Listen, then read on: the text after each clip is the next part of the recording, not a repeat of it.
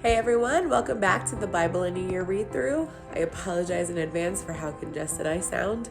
Bear with me. Today we're reading through 2 Samuel, the end of chapter 19 up through chapter 21. And in these chapters, there is like a civil war happening. There are some tribes that are loyal to David and some that are starting to rebel against him. There are people rising up to lead rebellions against David, who is in a vulnerable position. He just lost his son. He is still walking through that grief period. And there's just like a lot happening right now amongst his people. So in the midst of all of this, there is a lot of hearsay happening. There is a lot of lies happening about David.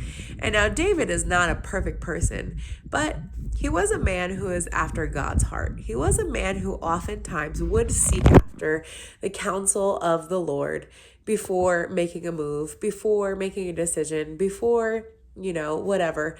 And the Lord really just blessed David in so many ways and in so many different situations.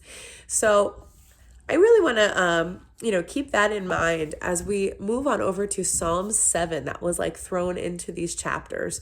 We're reading about all this like civil unrest, all of this civil war type of stuff, and all of this like rebellion against David. And David is still seeking the Lord. And in Psalm 7, I know there are Psalms that David's like crush their bones and kick in their teeth, but this Psalm was a little bit different. This Psalm was David asking the Lord to vindicate him based on his integrity, and saying like, God, I know I'm not perfect, but in this thing, I'm not wrong.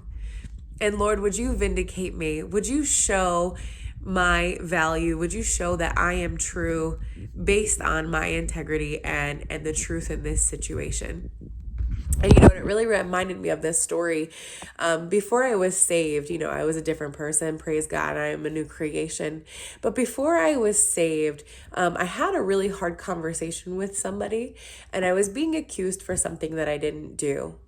But I'll never forget, they looked me in my eyes and they said, well, based on what I know about you, it's not hard to believe. And that hit me right in the gut. That took my breath away. I wanted to be upset. I wanted to be mad. But at the time, based on my integrity, I had no defense. So I just want to encourage you, as Christians, we are really building stepping stones. We are really like laying out this path and this foundation, and people are constantly having their eye on us, and in the day of trouble and in the day of accusations, can we really say, based on our prior actions and based on our integrity, the Lord will come to our defense? As a Christian, I try in every way to do things that even have the appearance of righteousness. If it looks wrong, if it feels wrong, if it sounds wrong, I try to flee from it. Again, just like David, I'm not perfect.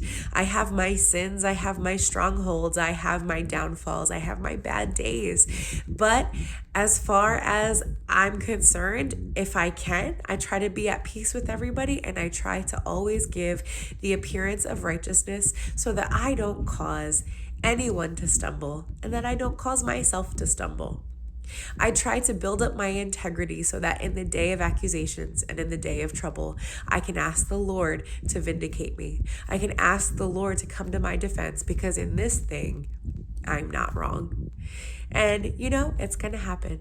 It's going to happen. We're going to find ourselves in situations. We're going to find ourselves in conflict. So I encourage you today, Christian, if there is something you're struggling with, if there's something you've been thinking about praying on, as far as it's concerned with you, give the appearance of righteousness. Build up your integrity so that in the day of accusation, the Lord can vindicate you, because in this thing, you will not be found guilty. All right, guys, God bless, and we'll see you tomorrow.